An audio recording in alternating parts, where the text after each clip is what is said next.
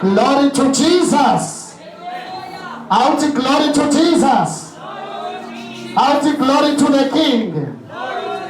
Glory to the Master. Hallelujah. Jesus Christ is Lord.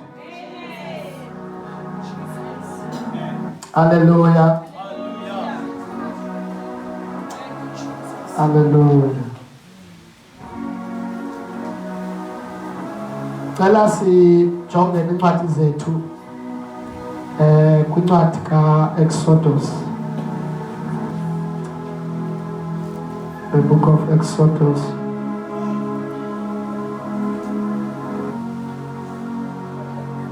Exodus chapter 12.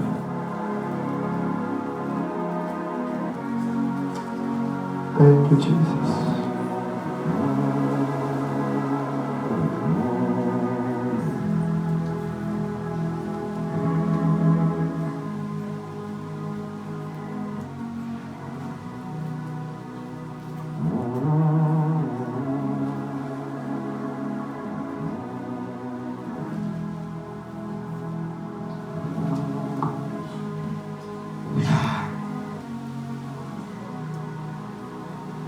iBhayibhile ithi uYesu ke waphilisa abalishumi. In fact wabathuma ukuba bahambe bayovela phambi kwababingeleli. Izwi lenkosi lithe endleleni besaya baqaphela into yokubana iqhenqa selisukile kodwa bengekafiki apho bekumele babaya khona. iBhayibhile ithi omnye ke wabo waziqaphela yena uba iqhenqa kasenalo wajika waphindela kuYesu. Haleluya. Ababili baniphazama baphindela kuYesu bayobonga. Haleluya. Ndibethwa iquestion kaYesu. Uthi uYesu bendingaphilisanga abalishumi na? Haleluya. Which means kuyenzeka ukuthi kwanceda abantu but bambalwa abakhumbulayo. Sengathi uJehova ngasinceda uba sibe ngabantu abakhumbulayo xa uThixo esincedile. Haleluya. Haleluya. Ndizama ukuthi ndihlelwe yile nto ndiyivayo uba uThixo abantu bakhe uyabanceda. Haleluya. Kuhle nokuba abantu babuye baze kuThixo. Bendibene ke nobhutle buhanga phensukwini. Ndimcela le nto ithethwa ngisisenandi. Ndithi ungawujongi kakhulu ke mntakwethu umsebenzi oza kuvimba uThixo. Uba intsikelelo nomsebenzi wakho mawukunike ithuba lokuba ukwazi umkhonza uThixo. Amen. Ikhona imisebenzi apho khona uvulela isango kuSathane kuba ebona lento ingathi iyaqala apha empilweni yakho. Leyo ndlela enamandla yokucima umzalwane ngumsebenzi. Obazalwane bayacima bathi thumbu. Umuntu eqinywa ngumsebenzi. Semane ke ngokwezovela ecaweni. Amane siza mhlambe xa sinalo conference azovela but yena becime bhame ngekho contributor kwizinto zecawe but kwizinto zikamoya awungamkhangela umncamo. Ibisithi iBhayibhile kuyosizana uba sizuze ihlabathi kodwa silahlekelwe indawo yethu ezulwini. Fumanisa uba nomuntu indawo yakhe yamlahleka kudala but yena uyacontributor kwizinto zecawe. Sengathi singadlule ukuthini uThixo sisikelele kodwa sibe singasenayo iconnection nalapho sisikelelwa khona. Sengathi intsikelelo yethu ngasixhomanisa nalapho sisikelelwa khona. Ingabi lapho isisusa khona. Haleluya. Siyafuna abantu bakaThixo baphumelele kodwa masiphumelele sisebukhoneni bakhe. Haleluya. So ibinhleli kakhulu lento ndiqonda ba ulebo wami ndiyavuya kodwa mntakwethu andivuyi ngoba ngoku ukhala nge-straight night, which means awuphinde wena ubonakala endlini kaThixo. Haleluya. Ngumsebenzi wona siyafuna baphangela kodwa ndijongele nto uba lo msebenzi ngoku uzawukhupha lento uThixo bese yenza ngawe. Hallelujah. So isingathi singabantu abanobulumko. Unfortunately, we are very desperate. Ngoba we cannot reject offers. Hallelujah. We cannot reject offers. Kanti sengathi ungavuka Daniel abazawuthi noba itafule kakumkani nganhle but mina ngizutya. Ndiyakwazi ukutya okubekelwe mina ngithini. Sengathi ungavuka abantu abazaba nesibindi abazothi noba ndiyadinga ngoba udinga oku. But this one is not for me. This is a season bazalwane singena kuye fountain yobuthiko amasango avulekile bazalwane. So umuntu ongenabulumko uzamka nomoya. I wish beniniva. Sikwisizini lapho uThixo enzayo khona. Mamela uThixo ke wasiva isicelo sika Israel. But kuyashiyana uThixo uvenge iphina indlebe. Oh bazalwane. Ngathi ngihlupa manekuseni. Israel wakhala kuThixo efuna ukumkanda efuna umuntu ezamphatha. But uThixo abanelanga kuba bephethwe ndim bafuna uphathwa. Wathi uJehova nzabanika le nto bayifunayo. Oh wahlupheka uSamuel umprofeti wathi niyayazi ngale nto niyifunayo. Niyamazi ngokuba lo muntu uzawuma phambi kwenu okokuqala uzawuhluthela abantwana. Okokuqala lo muntu uzawufaka iteksi ngoku. Nizawuphila kabuhlungu apha ngoba lo muntu uzakwenza ngentando yakhe. uThixo iBhayibheli ithi wabanika ukumkani ngenxa yentando yabo hayi yena befuna. Akhona amaxesha uThixo akunike lento ngoba uphisa uyayifuna. Uthi umane usithi wena uthe eswini lakho ufuna into that you are still premature for uba ungayifumana. Sometimes sisangabantwana but kuba umoya wethu uyasikelela uba thina singobani sinqabela izinto ezikude. Ezi zinto ziphinde zisilimaze along the way. Kukanti uba sizifumene ezi zinto prematurely. Oh mna ndiyathandaza uThixo makandigcine. To Israel Nkosi uba ubuso bakho buzohamba nathi rada sihlala apha enhluphekweni obazalwane. To Moses sincamela uhlala apha silambe sife but uba sifa sisebukhoneni bakho asifuni uhamba ungekho wena. Oh, can't we refuse? Can't we refuse? uThixo niyahamba ngokunibheke kanani ezweni engandinithembise lona nodade omkhulu beni baphupha ngithembisile nawundifezekisa ngani. Kukhona abantu abekhona efountain ngaphambili abasalinde izithembiso nanamhlanje but abanye baba basekho endaweni yamandla. Izithembiso zizawufezeka ngam nawe but we can refuse to go without the presence.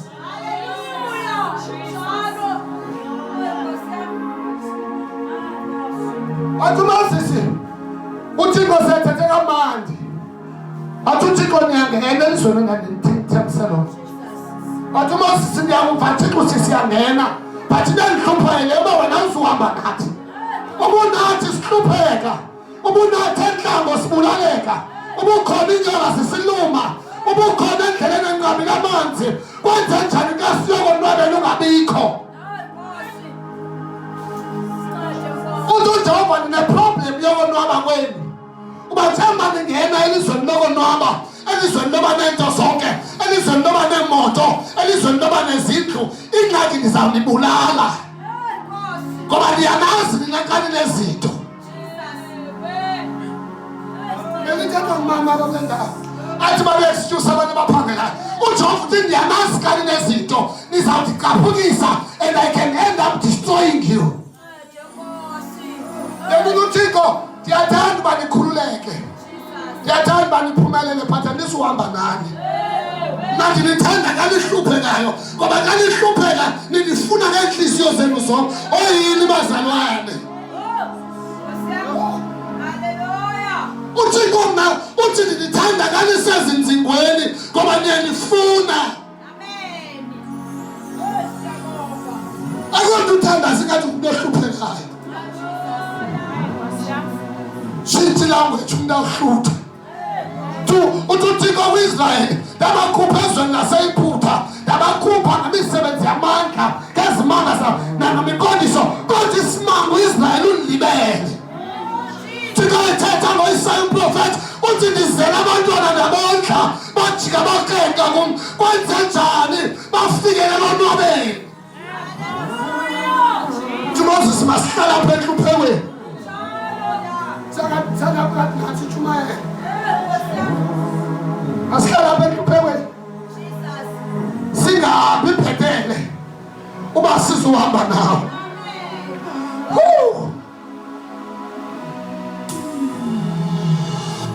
Sengathi bazalwane singafikela uthi uPawulos ndiyazana nendlala, ndiyazana nenzingo, ndiyazana nenhlupheko, aphinda athi yena nobutyebi sendibungqamlile nenhlutha ndiyayazi, uthi kodwa zonke izinto. Bazalwane sengathi ngayilanguage yethu sithi noba senhluphekweni, sithi noba sendlaleni, noba senhlupheni, kodwa sithi zonke izinto sizenzela usuku lukaThixo. Akusekho nto simuvayo. Ndiyayithanda iprocess kaThixo yokugcina umuntu enhluphekweni kuba ibala ixesha elide, ngoba uThixo ufuna ithi ifika ngale nto kuthiwa yi-prosperity ube sewungayihoyanga.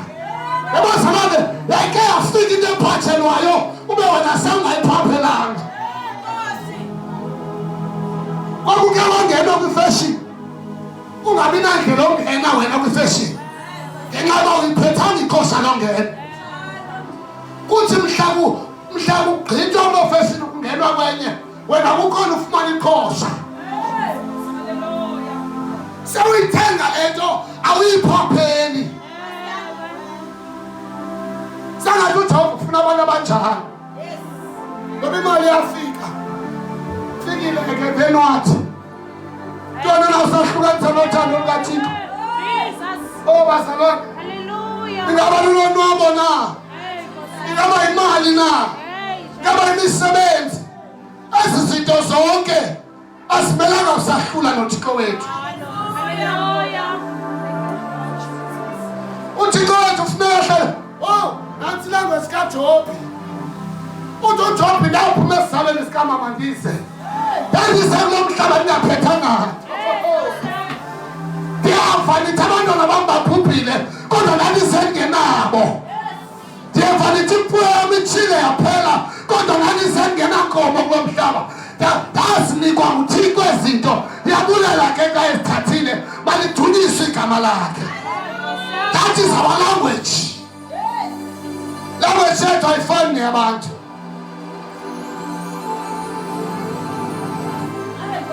Ngoba simkhonza kakhulu uThixo xa singenanto. Kodwa uThixo xa sesinikile simlibala uJehova. Omama kodwa ngakuxelela nqonqozisa oko ngoba ndibale ukuba ngathi awutshata acime. Sekumi ngathi ngokatshatileyo ingahlangavela avuthe kakhulu, ngoba zinto ezenziwa ngabantu. Umuntu xa ifumene le nto kudala ihlupha inhliziyo yakhe avela ahlala umuntu. Ile nto kumele singaleke zinto kodwa senze incwadi kaMateyu. Funani ubukumkani bamazulu kuqala, zaye zonke ezinye izinto zokongezelelwa kuyo. Ndiyafuna ke tanusa kule vesi. Bantu bazalwane sikwisizini apho kwenizulu eFountain, sizini yaseFountain apho uThixo senzele iFountain, sule inyembezi zaseFountain, khulule impilo zaseFountain. Bengingaphilisanga balishumi na bathi uzaba ngumbuzo kaYesu along the way eFountain. Bapha abanye into ezawuhlupha bahlupha inhliziyo laThixo kwizinto ezakwenziwa nguJehova bebengekho lishumi na. Bathi bangapha bazobonga ngoba uJehova uyamthanda umuntu okhumbulayo. Uthi Israyeli khumbula nakukhupha ezweni laseyiphutha endlini kaFaro ubulaleka ngoba uThixo uyamthanda umuntu okhumbulayo.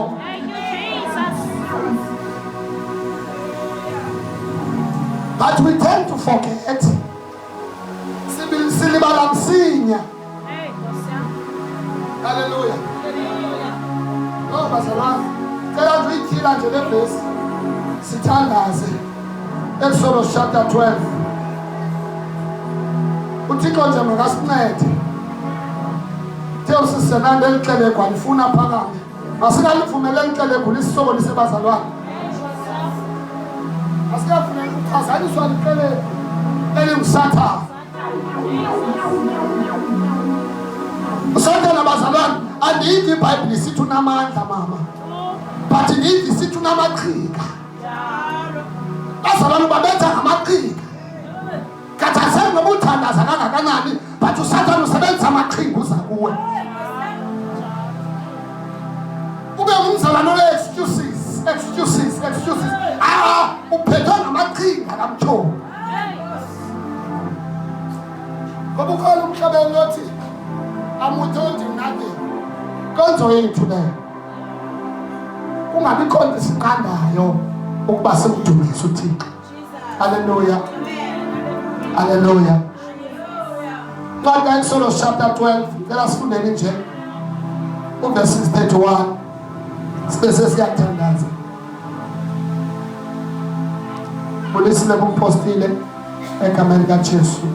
Befundisa uThixo nomama egameni kaJesu. Hallelujah. Wabiza uMoses noAaron ebusuku. Wathi sukani niphume phakathi kwabantu bami. Nina aba nonyana bakaIsrayeli. Nihambe niye kumkhonza uYehova njengokutsho kwenu. Nempahla yenu emfitshane neenkomo zenu zithabatheni njengoko natshoyo. Nihambe nami nindisikelele. Baba lizwi lakho eli Nkosi liyaphila lengcwele lithembekile siyabonga ngalo egameni likaJesu Kristu. Amen. Apha sifunda khona abazalwane sinawuthandaza. Hallelujah. Baba ngiyango bami kahle ngihlale phansi. Hallelujah. Abasifunda khona sizothandaza. iBhayibheli ithi uFaro wathatha isigqibo. Abazalwane beningayazi uba your enemy can take a decision. Bhayibheli ithi uFaro wavuka ezinzulwini zobusuku. Abiza uMoses noAaron bathi phumani ebantwini bami. Phumani nihambe niyokhonza uYehova uThixo wenu ngokwendlela ebenikade nisitsho ngayo. iBhayibheli ithi xa isehla phaya ngokuba uThixo bebulale onke amazibulo kwaFaro. Labo basikhona ni-firstborns abethu. iBhayibheli ithi uThixo wabulala every firstborn. Kumhla uFaro wathatha isigqibo. Xa ebona i-firstborns ekuseni zithe dandalala wathi uIsrayeli makaphume ngoba abantu bami baphelile. Kuthanda uFaro ezawuthi abantu bami baphelile xa kubulawa i-firstborns eyiphutha. Akho mntu uSathana akuthembaza ukuthi njengomuntu ozelwe kuqala. Uyabona xa uyi-firstborn kowenu uSathana wenza sure uba uyiphuke. Ngoba i-firstborn kulo mntu noba abanye bangahamba kulo funeke ehambisele igama lale family. Kulo funeke ekhulisele umzi. But uSathana wenza sure uba i-firstborns ziyiphuke. And uSathana uyayithanda into ethandwa nguJehova. Ngoba wathi uJehova firstborns are mine. Wathi uThixo i-firstborns zezam. Wenza sure uSathana uba ukubethela into kokuba when the firstborn. So uFaro iBhayibheli ithi wathi Moses wathi uFaro makubizwe Moses noAaron xa kuthiwa zonke i-firstborn zaseYiphutha zibulewe wathi mabahambe.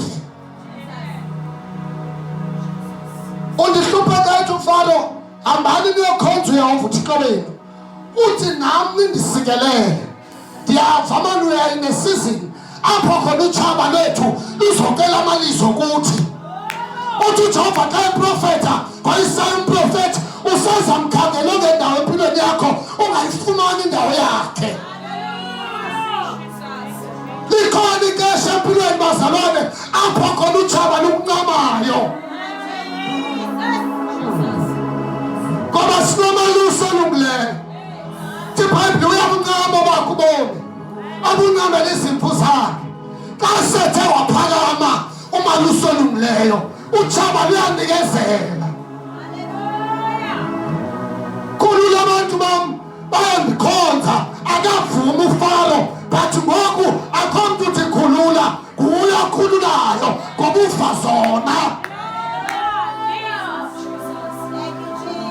iBhayibheli ithi uIsrael wafumana ifavor emehlweni aseYiphutha babanikeza igolide nesilivera babanikeza inkomo zange baphume behambaze kodwa baphuma besebephethe izinto. Ngoba uJehova xa sekukhulula akakeza kukhulule nje. Your enemies will favor you. Xa isisikhathi sikaThixo abantu ababelutshaba kuwe iba ngabo abantu abakunikeza izinto. uJehova unetendency yothi niyahamba niyelizweni lamaAmori elabona elizwe uyalitsho lelamaAmori, which means elizwe lelinabantu abahlala kulo babhizi bakhe izindlu bafaka isilingi ezinhle bafaka itiles ezinhle bafaka zonke izinto ezinhle ezikwitaste yakho. Ngoba uJehova uthi niyawuhlala ezindlini elingazakhanga. Xa isayile ixesha likaThixo liyaphuma utshaba ungene wena. Ingcebo umuntu ebebhizi ayigcinile kanti ugcinela wena. Ngoba uthi uThixo kuyoshiwo namhlanje niyalahluthi ilizwe. Yonke into ibiye yabo namhlanje yeyeni. Ngoba uJehova ephakamile. Haleluya. Bathi ndamhluphayo uthi uThixo noba niyangena ezweni laseKanani seniyigcine le nkonzo. Senizawulahla umyalelo. Uthi uThixo Moses babhalela ingoma ngoba hleze bangene eKanani abadilibali. Uthi babhalela ingoma ubhale zonke izinto ezizenzileyo ukuze xa bengenile bahlabelele ingoma. Ukuze zithi izinto xa zibabethile zibakhumbule uYehova uThixo wabo owabakhupha ezweni laseYiphutha, because it's possible uba xa singene ezweni lesithembiso singamshiya uThixo. Cela siphakameni sime ngenyawo.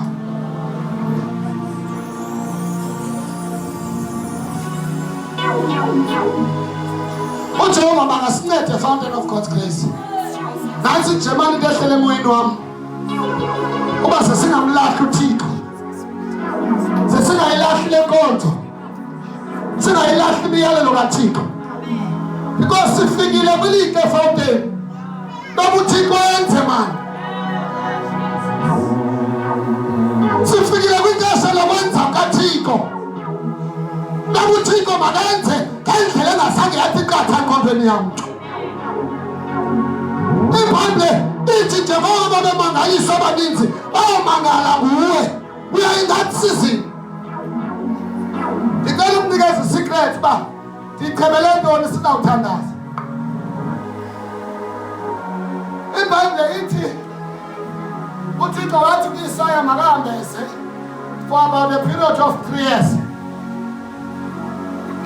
Hamba suIsaya hamba ngenyama kanti uThixo uprofetha nesizwe ebesihlasa ngoJehova wathi njengoba umkhonzi wami ehamba ezodlomo kuyaba njalo kulo bazalwana ngitheka ngicheba leqayi ngichebe izitshebe ngathi ka ngichebe endlini ngicheba ngikanyiso lo ngathi abantu ka ngiphuma phandle mama umfuthu uPeter bazomangala uba ngesisithi umagoda lo kodwa hayi man hayi kuye haleluya fodi kude bazalwana kude kakhulu fodi lelinto engizayiyelo thatha abaninzi bazomangala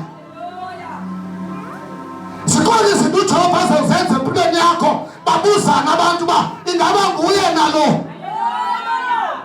ngesisithi nguye kodwa simqhele ngumuntu olhlobo bathi ngoku ikhona into etshintshileyo ngaye sibona lixa bazalwana uba abantu bamangale ngempilo zethu haleluya cela siphakamiseni izandla zethu sizawuthandazana sonke sibulele izwi lenkosi funa nje sithi Jehova yenza ngokuthanda kwakho